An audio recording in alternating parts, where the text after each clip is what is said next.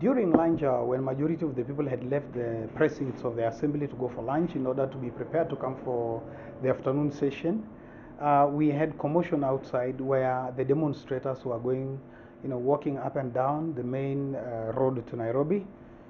And I think there was probably a misunderstanding with the security agencies or something like that, because the people who were walking up down the road started plucking off the signboards belonging to the county government and pelting stones to the county assembly, and this continued for some minutes, like 40 minutes. And then the security personnel within the county assembly, tasked with the responsibility of guarding the assembly, fired shots in the air. And after firing the shots, the people started charging very strongly. I was in the assembly and witnessed everything, sitting upstairs and overlooking from the upstairs window. And people charged very strongly with pelting everything with stones, as you have seen. The entire assembly glasses and walls on the outside have been damaged. The doors were damaged.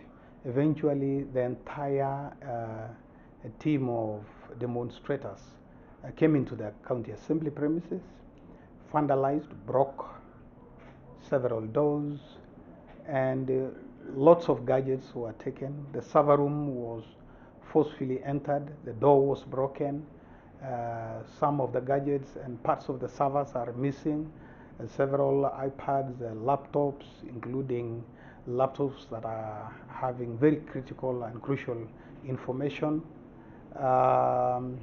They entered into the assembly chambers and destroyed the Hansard systems for debates in the House, and so many things were destroyed.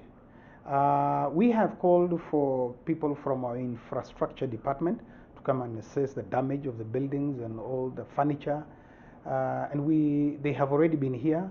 They've already taken the assessment. We are waiting for a calculation of the cost of the infrastructure damaged. We have also invited two other teams, a team that is going to ascertain loss in terms of gadgets that we use in the assembly, and another team which is also going to analyze the damage caused to the Hansard system, which is a very expensive system, including damage of CCTV cameras and several other gadgets that were broken, and lots of them stolen. The county assembly have had nothing to do with the finance bill that made the public to demonstrate, and we were remaining in that state of keeping quiet, because we had no hand at all in either debating, altering, or doing anything to the act or the bill that was in Parliament. So for us, we were just proceeding. Actually, the motion which we had discussed a few things, and among the motions which we had was to ensure that the executive restores the lighting systems within Nanyuki town and all other towns in Laikipia. Actually, motions which we think were beneficial to the people of Laikipia. The afternoon session, we were not able to proceed because of the chaos.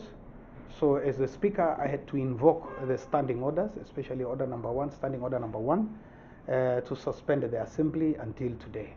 So today in the morning, we had normal assembly sessions that went on smoothly, and we want to thank the people of Nanyuki, all the demonstrators, for having not come to the assembly today. And the other thing which I also want to urge the people of Laikipia, this assembly belongs to the people of Laikipia. Every infrastructure here belongs to the people of Laikipia. The people who come here are the representatives of the people of Laikipia. I would urge them to join hands with us, because one thing I want to assure the people of Laikipia, the Laikipia Legislative Assembly, the County Assembly of Laikipia, the staff, and all the members of the County Assembly are 100% in support of the feelings of the people of Laikipia. I, as the Speaker, is to guide the legislators in this House to ensure that we pass motions, laws, and do the oversight authority to the benefit of people of Laikipia. We are following exactly the feelings of the people of Laikipia. Our core business is to ensure Laikipia gets the best. Actually, when the demonstrators walked into the county assembly, for your information, it was like magic. The stones that were pelted on the county assembly, the stones were like they were powered, because you could get a stone thrown from the streets, shattering like 4 or 5 walls of glasses. At one throw, it hits one glass, passes, hits the other one, passes, hits the other one.